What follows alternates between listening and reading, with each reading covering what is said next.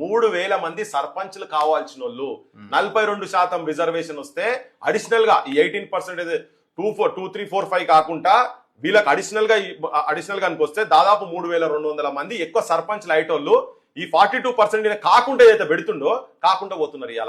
ఇలా ఏదో ఒక 3000 మంది నా పొలిటికల్ లీడర్షిప్ క్షేత్రస్థాయిలో సర్పంచ్లు కానీ కూడా చేస్తున్నారు కదా. మీరు ఎవరెవరైతే అనుకున్నారో వాళ్ళంతా ప్రతి ఊర్లలో మీరు ఉద్యమాన్ని గట్టిగా తీసుకుపోయి ఇండిపెండెంట్ గా జనం కూడా ఇండిపెండెంట్ గా ఆలోచించి పార్టీలను పక్కకు పెట్టి సర్పంచ్లకు సింబల్స్ కూడా లేవు కదా. నిజంగా మీ గ్రామానికి ఎవరు ఉపయోగపడతారు? అభ్యుదయ భావాలు ఉన్నటువంటి వాళ్ళు, చదువుకున్నటువంటి వాళ్ళు, ఈ తెలంగాణ సమాజం పట్ల ప్రేమ ఉన్నటువంటి వాళ్ళు, ఉద్యమా నేపథ్యం ఉన్నటువంటి వాళ్ళను ఊరోళ్ళే అందరు కూర్చొని ఒక దగ్గర కూర్చొని మీరే వేసి మీ ఊరి బాగు గురించి, మీ ఊరి బడుల గురించి, మీ ఊరి హాస్పిటల్ గురించి, మీ ఊరి ఉద్యోగాల గురించి, మీ ఊరి పెద్ద మనుషుల గురించి, వాళ్ళకు బుక్కెడు అన్నం దొరికేటట్టుగా, మీ ఊళ్ళో రైతులకు గిట్టుబాటు ధర వచ్చేటట్టుగా చేసుకొని అకాల వర్షాలు వస్తే కూడా వాళ్ళ పక్షాన ఉండేటువంటి నాయకత్వాన్ని ఎవరైతే ఉంటారో అటువంటి వాళ్లకు మీరు ఓట్లేసి గెలిపియండి ప్రజలారా చెప్తున్న విజ్ఞప్తి చేస్తున్నా. ఇక్కడి నుంచే మొదలు పెడదాం.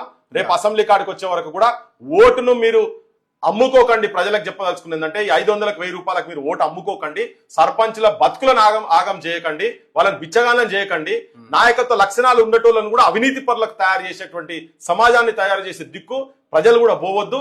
సర్పంచులు కూడా మీరు పైసలు ఇచ్చేటోళ్ళు ఉండేది ఉంటే మీరు లెక్కన నిలబడకండి. ఏం పైసలు ఇవ్వకుండా నిజాయితీగా గ్రామ శ్రేయస్సు గురించి పనిచేసేటోళ్ళకే అంటోళ్ళు నిలబడాల్సిన అవసరం ఉన్నది. అందరు ఒక దగ్గరకు వచ్చి, అన్ని కులాలు ఒక దగ్గరకు వచ్చి, బీసీ కులాలు అన్ని కలిసి